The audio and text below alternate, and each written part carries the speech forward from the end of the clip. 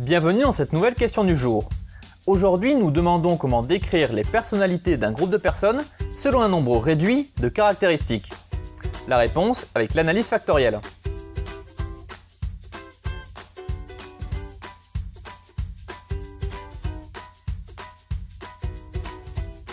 Voici notre jeu de données.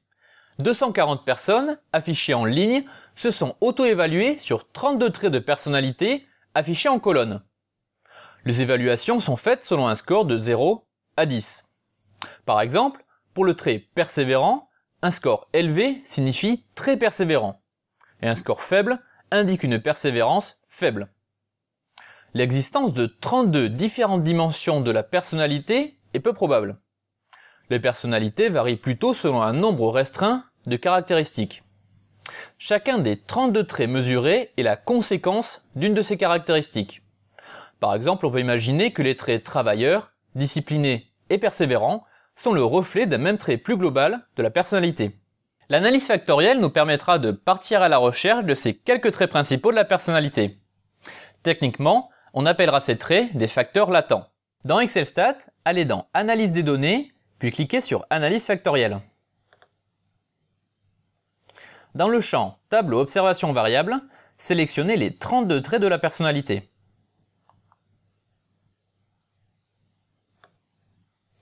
Dans l'onglet Options, il est possible de prédéfinir le nombre de facteurs à construire ou de laisser Excel Stats trouver automatiquement leur nombre optimal. Cliquez sur OK.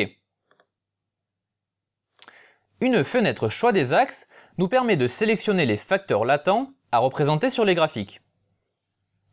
Les deux premiers facteurs expliquent 34% de la variabilité commune des traits mesurés. Gardez les facteurs F1 et F2 et cliquez sur Terminer. Pour cette première étape de l'interprétation, nous nous focaliserons sur le tableau des coordonnées factorielles. Les colonnes F1 à F6 correspondent aux facteurs latents et les lignes aux traits mesurés. Les facteurs sont affichés par ordre décroissant d'importance. Pour chaque facteur, les traits les mieux reflétés sont affichés avec des scores en gras. L'opposition des traits selon ce facteur se mesure au signe des scores. Le premier facteur oppose notamment distant, négligent et timide à ouvert, approbateur et gentil. Nous passons maintenant à la partie la plus intéressante de l'analyse factorielle.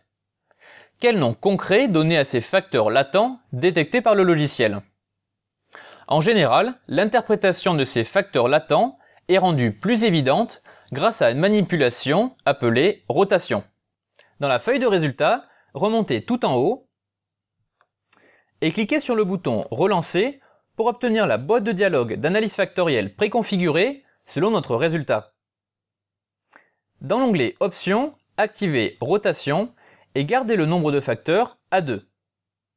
Avec cette configuration, nous assumons vouloir résumer la personnalité en deux caractéristiques principales.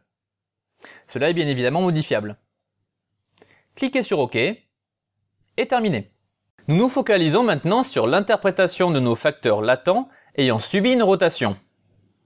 Tout en bas du rapport de résultats, vous trouverez un tableau intitulé Coordonnées factorielles après rotation varimax. Celles-ci sont projetées sur un graphique juste en dessous.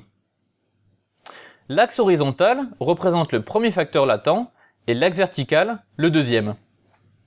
Le premier facteur est lié à des traits du type silencieux, distant, anxieux à droite, qui s'opposent à des traits du type sociable, bavard, amical à gauche.